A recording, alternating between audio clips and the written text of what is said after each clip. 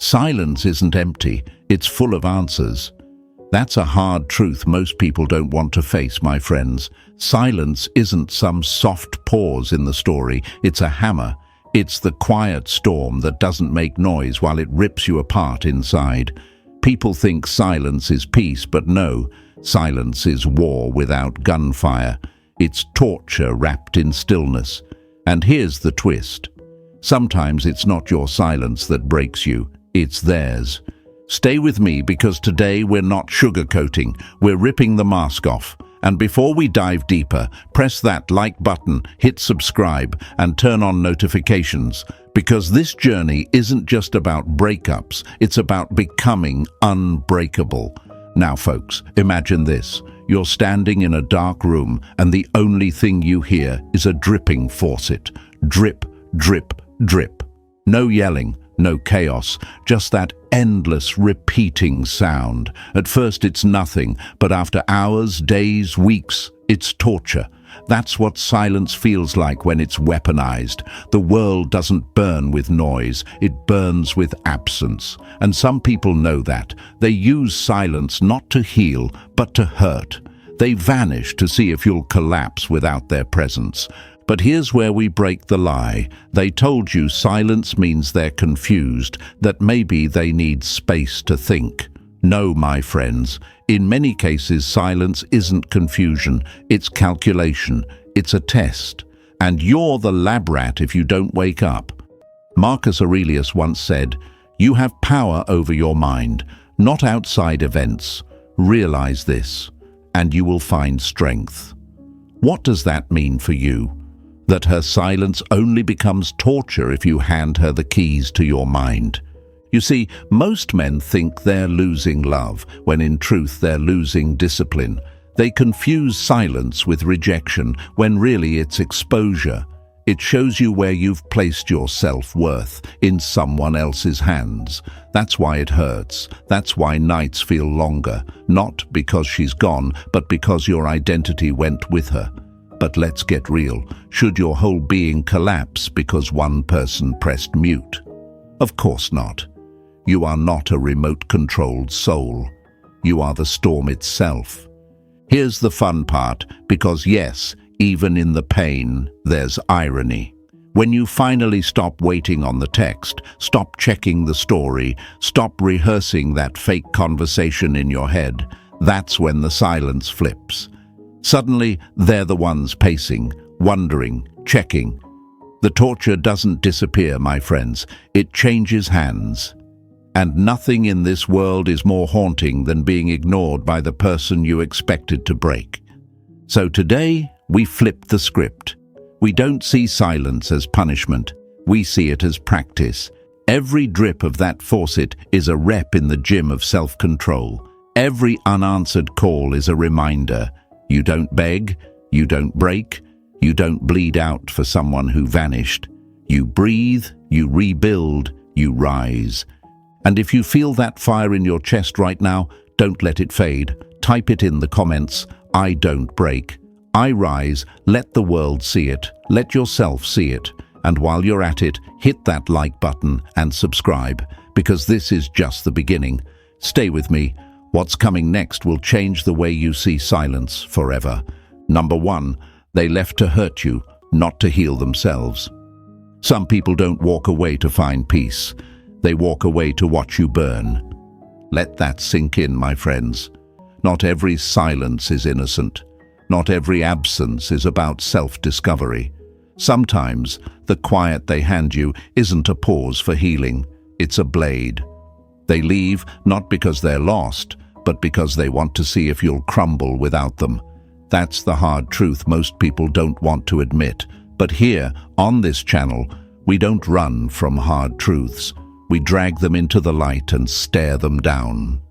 Imagine this. Picture a chessboard. The pieces are still, the players silent. One person makes a move, and then nothing. Minutes pass, hours maybe, no response. You lean forward, anxious, second-guessing every move you've ever made. The silence isn't confusion, it's pressure. They're not lost in thought, they're watching you sweat. That's what this kind of silence is. It's not healing, It's strategy. It's torture disguised as stillness. And I know what you're thinking right now. What if they really do need space? What if I'm overthinking? What if this is my fault? Those questions are natural, but they're also dangerous. Because every time you fill in the silence with excuses, you're lying to yourself. You're making their absence noble when in reality it may be nothing more than cruelty in disguise.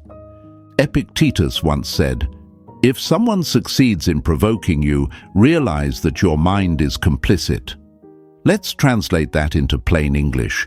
If their silence is breaking you, it's because you handed them the tools. You gave them access to your peace. You gave them permission to pull the plug on your worth. And now you sit in the dark, wondering why the lights went out. Here's why it's so difficult. Because your heart wants a softer explanation. Your mind wants to believe they're out there journaling, meditating, soul-searching. Because if their silence is innocent, then maybe you'll get them back. Maybe you'll get the old story again. But deep down, my friends, you know the truth. If they cared, they would clarify. If they respected you, they wouldn't vanish and leave you choking on question marks. Their silence is not a retreat, it's a stage. They've set it and they're watching. Through mutual friends, through social media, through whispers. They want to see if you'll stumble. Will you text them first? Will you post something desperate? Will you perform heartbreak so loudly that they can sit back and say, "See, I still control the script"? That's the trap. That's the game. And most people walk right into it. But not you. Not here. Not after hearing this. You see, when you break down in their silence, you don't look like someone worth regretting. You look predictable. And predictability is the death of respect. Every desperate text, every indirect post, every attempt to explain yourself, it doesn't make you look loyal, it makes you look owned. You've handed them the strings and they're pulling them with one finger. So let's break this lie right here. Silence is not proof they're hurting too. Silence is not evidence of depth. Silence, when weaponized, is about control, ego, and power. And if you buy into the lie, you become their prisoner. But if you reject it, if you meet their silence with stillness of your own, you flip the script. Suddenly, the stage they set for you becomes the stage where they perform their own doubts. It won't be easy. Every instinct in you will want to break the silence, to get closure, to scream your truth into the void. But ask yourself, what's stronger, reacting to their test or refusing to take it? Every time you resist, you're not just denying them control, you're building yourself. Discipline is born in the fire of discomfort. Strength is forged in the refusal to fold. Marcus Aurelius reminded us, "The best revenge is not to be like your enemy. If they left to hurt, you don't respond by hurting back. You respond by rising. You don't perform pain for their entertainment. You embody calm for your own rebirth. And when they realize you didn't flinch, that you didn't beg, that you didn't collapse, that's when their silence turns into their torture. That's when the regret creeps in." So here's your affirmation, and I want you to type it in the comments. Show yourself and show the world around you. I don't beg, I don't break, I rise. Say it, write it, claim it. Because the more you affirm it, the deeper it carves into your mind. And stay with me, folks, because this is just the beginning. We've cracked open the first lie, but what's coming next will take you even deeper into the psychology of silence and show you exactly how to turn it into your greatest advantage. Don't go anywhere. You're about to see why silence isn't your punishment. It's your training ground. Number 2. Pain is the greatest teacher if you let it be. The wound is the place where the light enters you. That's Rumi, and whether you've heard it before or not, today you're going to feel it differently, because right now the wound is raw. Right now you feel like you're carrying fire in your chest, and everything in you is screaming for the pain to stop. But here's the paradox. The very thing you're trying to escape is the thing you need most. Pain is the professor no one wants, but everyone remembers. My friends, imagine pain like a gym trainer you didn't hire. He shows up uninvited, throws weights at your feet and says, "Lift." You don't want to. You didn't sign up for this. But every rep, every drop of sweat, every ache, it builds something you didn't know you had. That's what pain does when you stop running from it. It forges, it chisels, it sharpens. But most people, they try to dodge it. They run to parties, to rebounds, to scrolling, to distractions. They paint over the wound with noise, with fake positivity, with forced smiles. It works for a minute.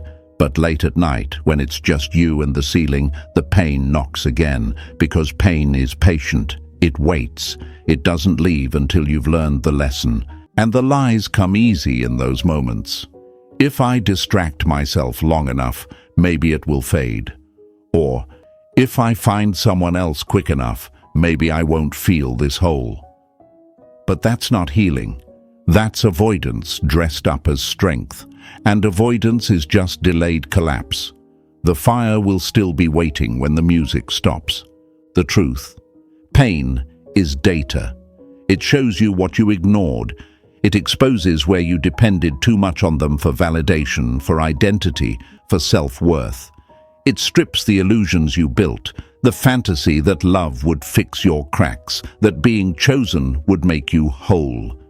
Pain whispers, "You built your house on someone else's land," and then it burns that house down.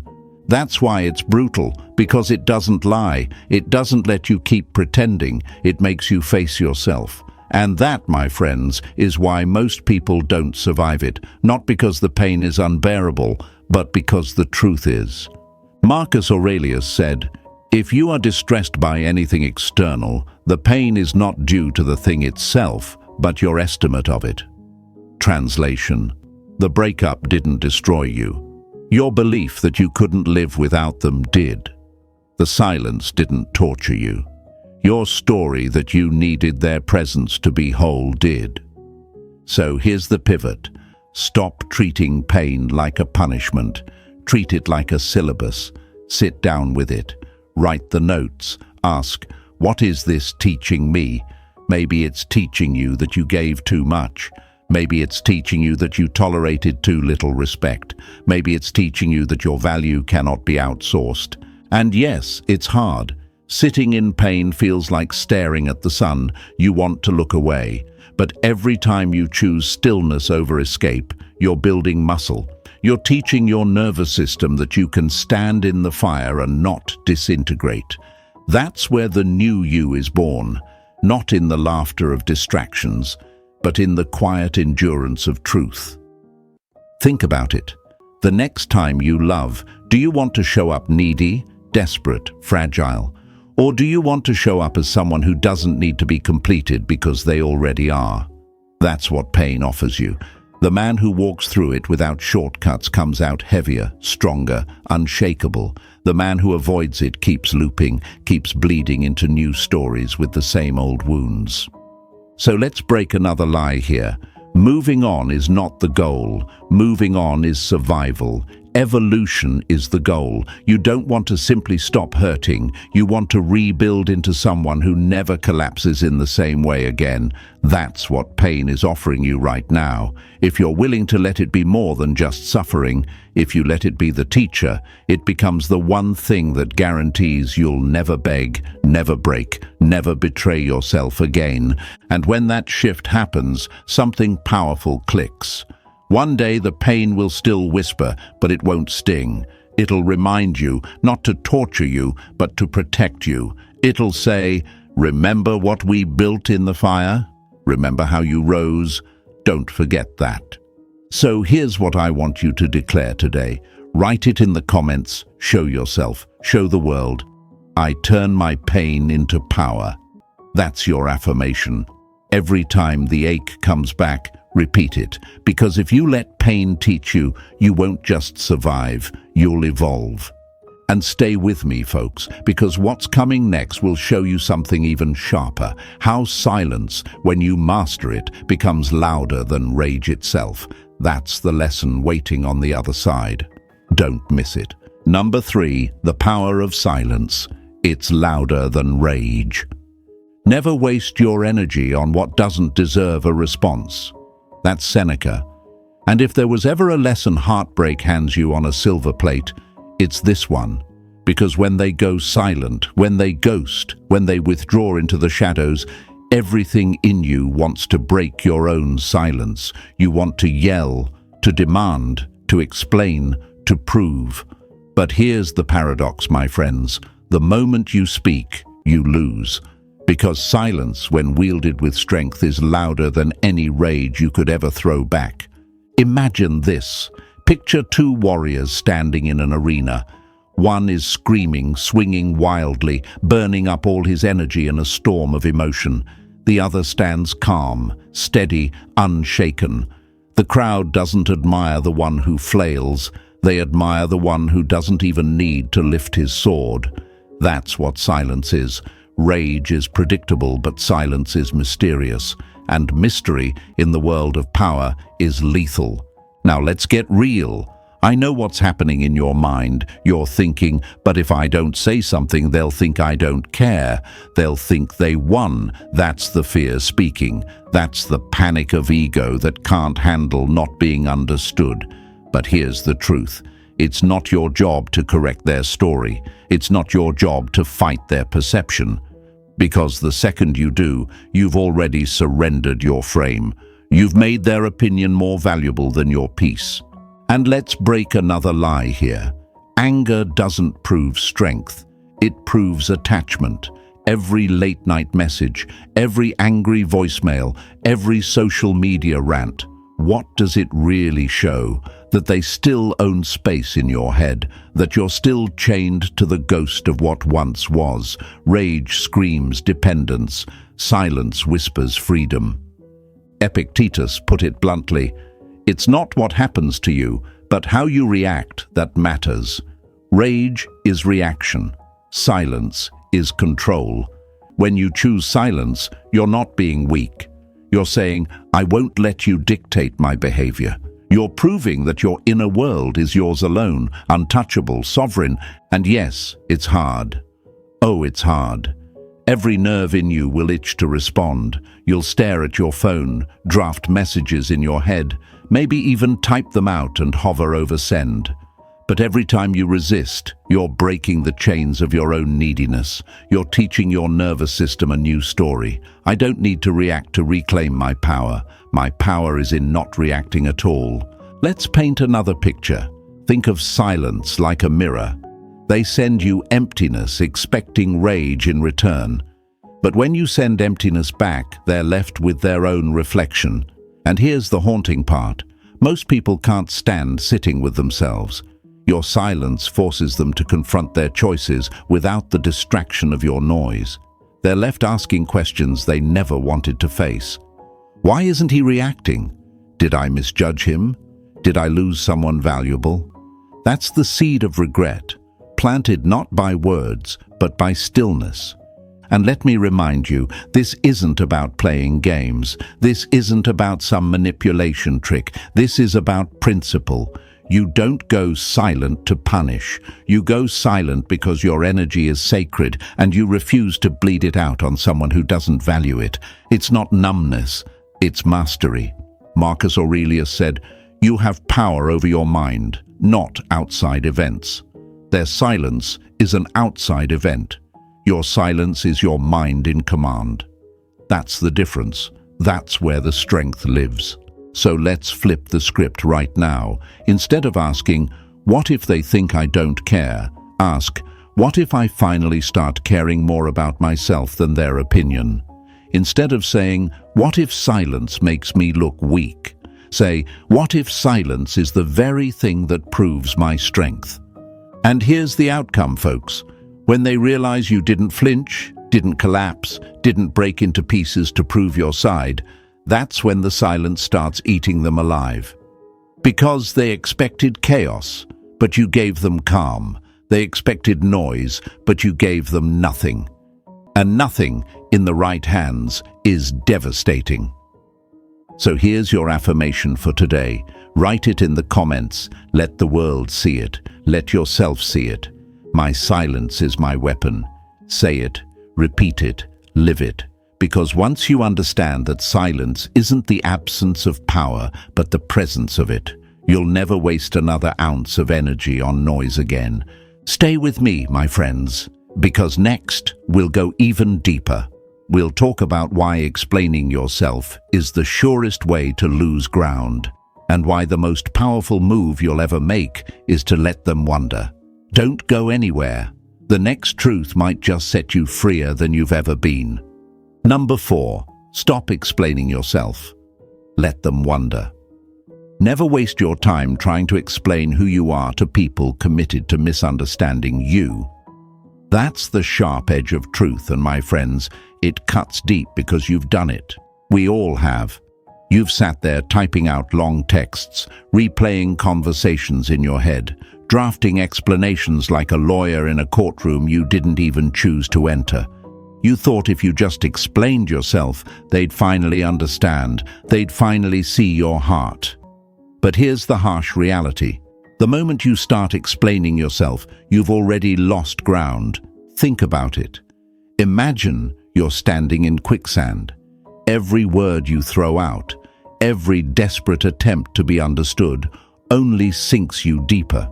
Because explanation isn't strength, it's pleading in disguise, and pleading doesn't restore respect, it bleeds it out faster. They don't need your paragraphs, they need your absence. Now, I know what you're thinking.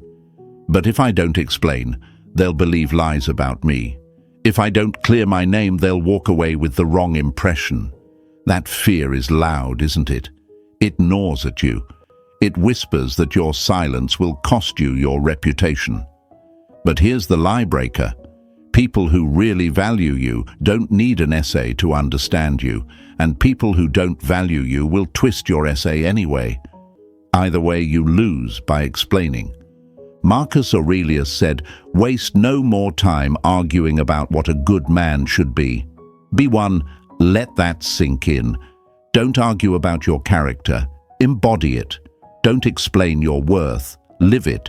Don't waste another ounce of your voice on those who have already written the story they want to believe. Because here's the truth, when they left, they also chose the version of you they wanted to carry. Maybe they painted you as selfish, cold, distant. Maybe they made themselves the victim in their narrative. And your instinct is to fight that story, to rewrite the script with your side of things. But fighting their script only proves they're still the author. When you refuse to explain, you take the pen back. Imagine this like a magician's trick. They expect you to perform, to defend, to justify, to plead. They want the spotlight on your performance while they sit back, entertained by your unraveling. But when you don't give them the show, when you step off the stage entirely, that silence leaves them unsettled. Suddenly the script they wrote starts to feel flimsy. They ask themselves, why isn't he defending himself? Why isn't he trying to fix this? Did I misjudge him? And that uncertainty is far more powerful than any explanation you could have offered. And yes, I get it. It's hard to let people misunderstand you. It's hard to know they're out there talking, twisting, speculating. But you have to decide, what matters more? Being liked by those who left, or being respected by yourself? Because explaining yourself isn't about clarity, it's about craving validation. It's secretly saying, please still think of me, please still see my side. And every time you do it, you put yourself back in the position of needing them. Epictetus said it plainly, if you want to improve, be content to be thought foolish and stupid. In other words, let them think what they want. If they think you're the villain, so be it. If they tell stories that don't match reality, let them. Truth doesn't need a press conference. It survives on its own. And the people who really know you, they'll never need convincing. So flip the fear. Instead of thinking, what if they believe lies about me? Think, What if I stop needing them to believe anything at all?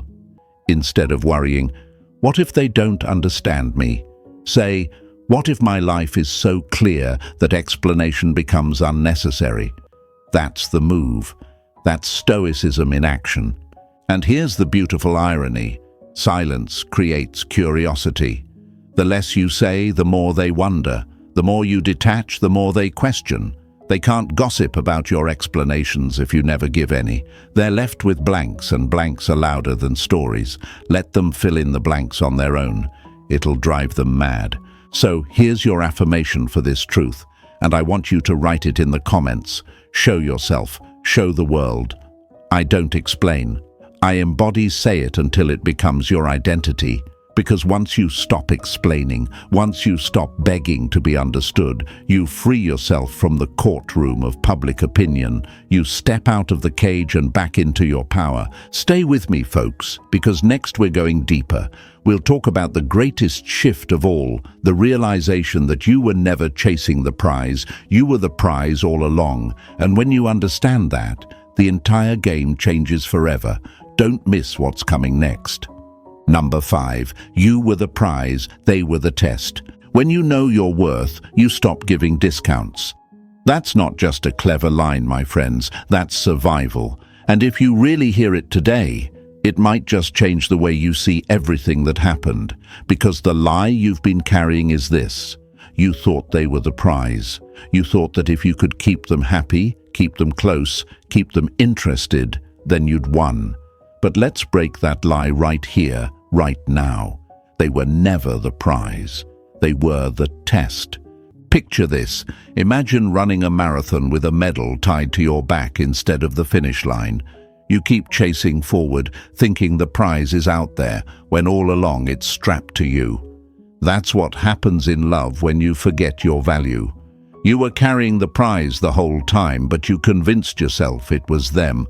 And when you put all your effort into proving yourself worthy of someone who couldn't even see your worth, you were running in circles, exhausted, desperate, blind to your own medal. And I know what your mind whispers, but if they left, doesn't that mean I wasn't enough? Doesn't that prove I failed? That's the fear, my friends, not the truth. Because people don't always leave because of your lack. Sometimes they leave because of their own hunger, because they wanted control, because they wanted constant attention, because they wanted to test just how much of yourself you'd give away to keep them. Their leaving wasn't proof of your weakness, it was exposure of their intentions. Seneca said, "He who is brave is free." What does that mean here? It means your freedom comes the moment you're brave enough to see that their departure wasn't a loss, but a reveal.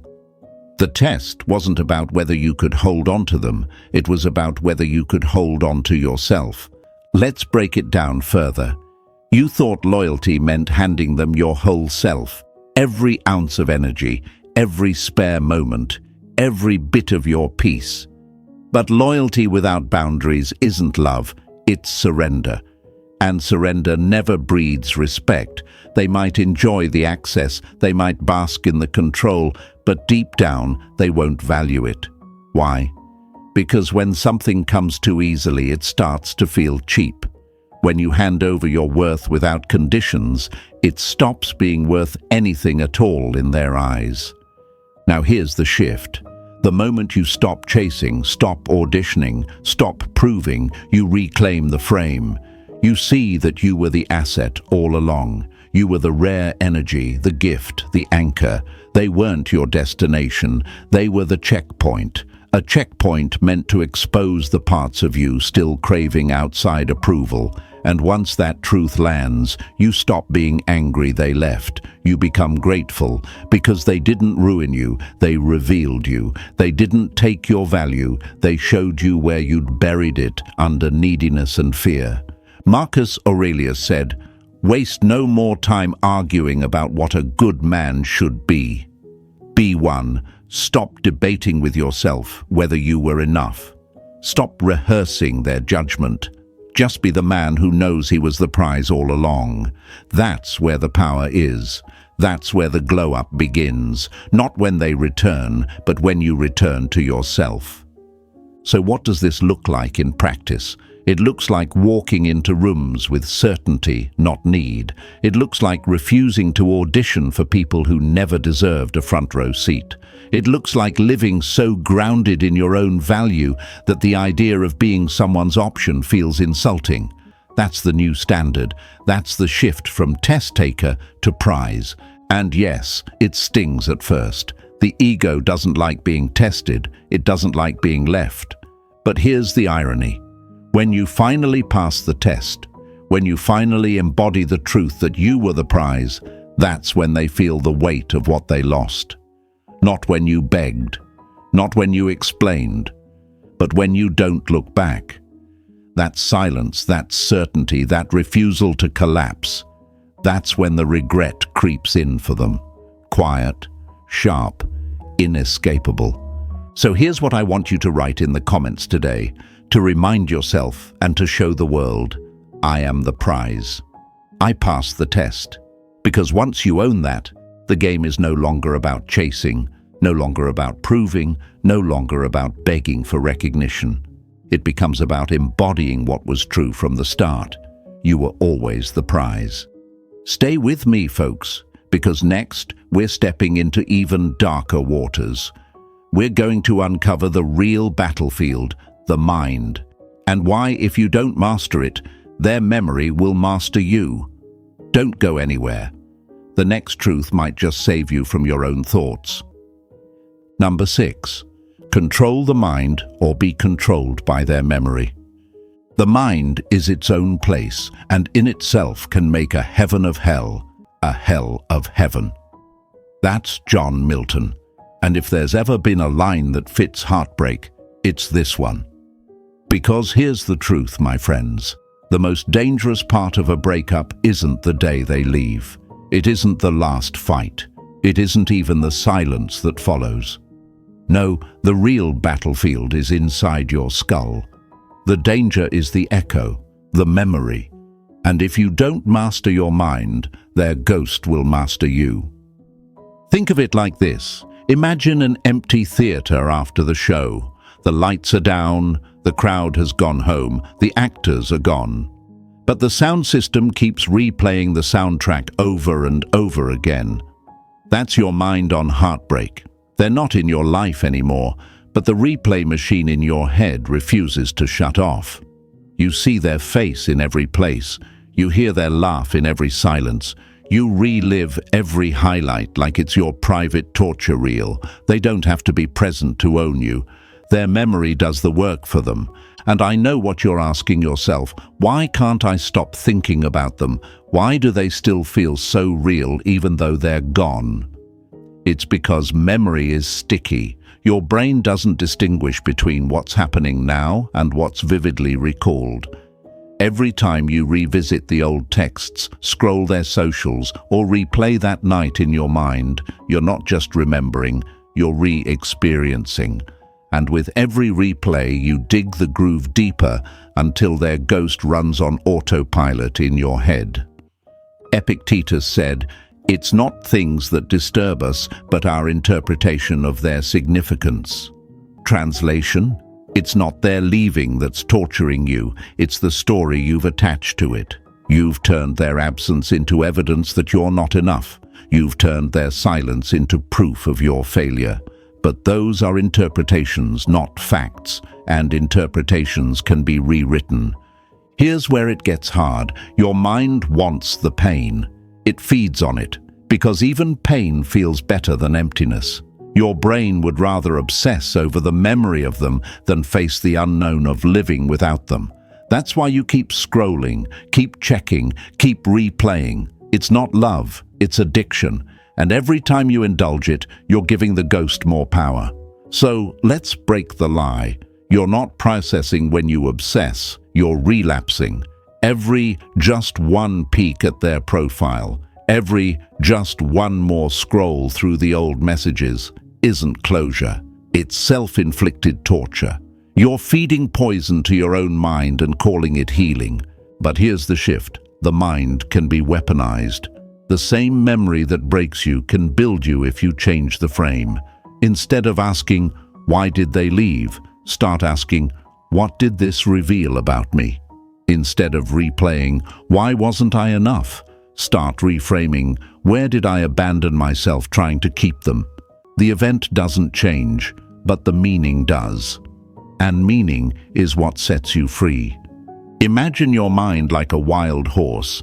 Left untamed, it will drag you through the mud of nostalgia, through the rivers of what if, through the cliffs of self-doubt.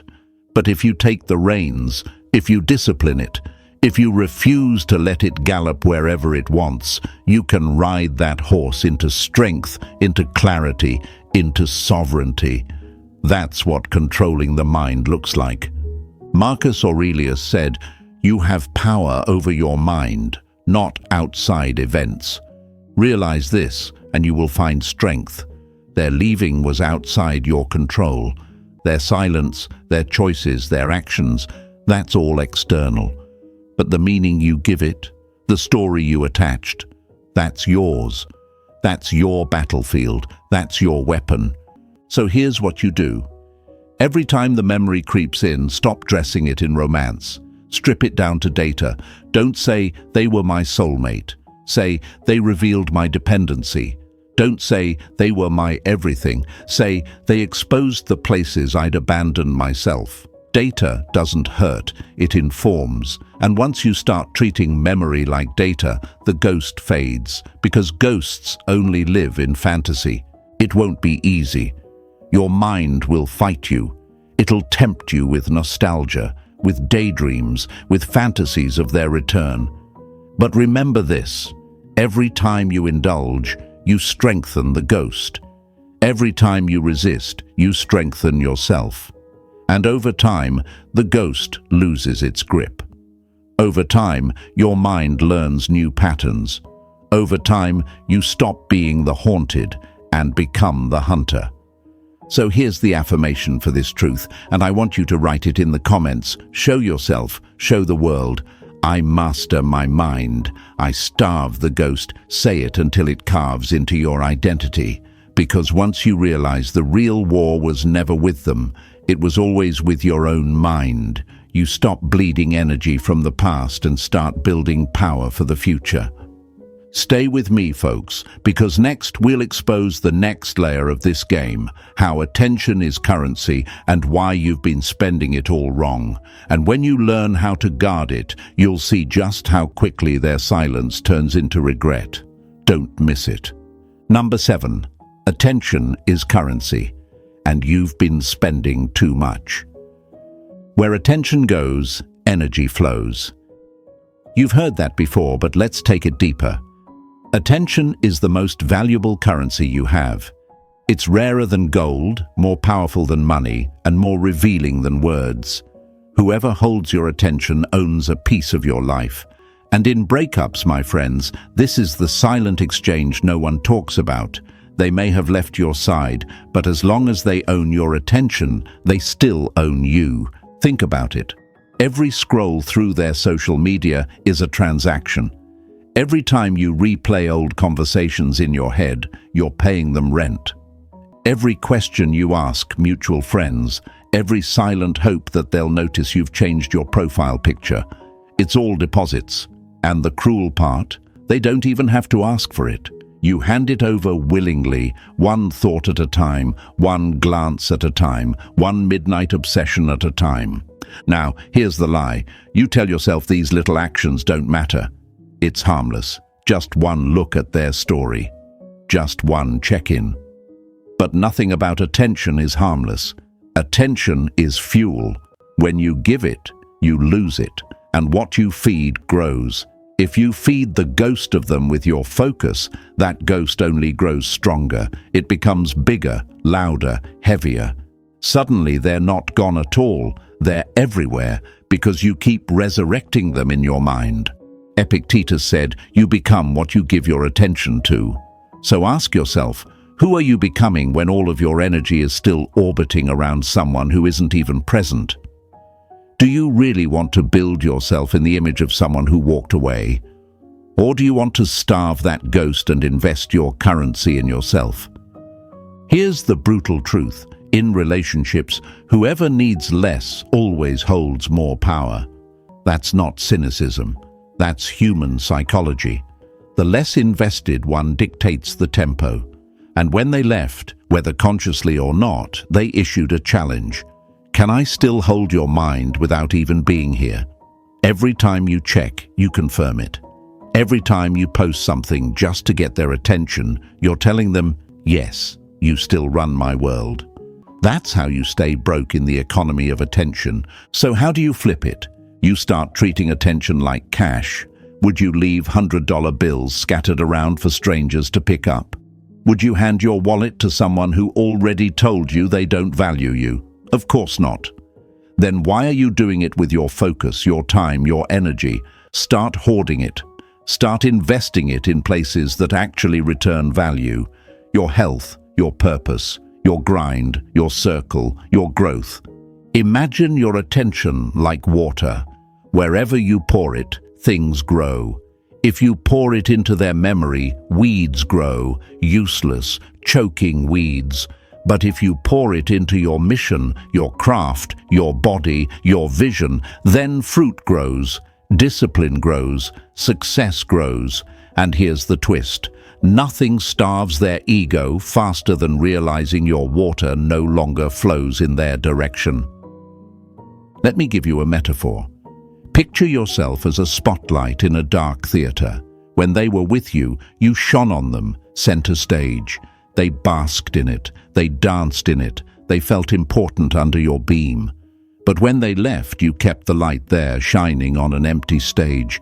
That's attention wasted. What happens when you turn the spotlight? When you swing it back on yourself, on your path, on your purpose? Suddenly the stage they abandoned goes dark, and the only thing illuminated is your rise. And believe me, that shift will be felt. Marcus Aurelius said, "The happiness of your life depends upon the quality of your thoughts."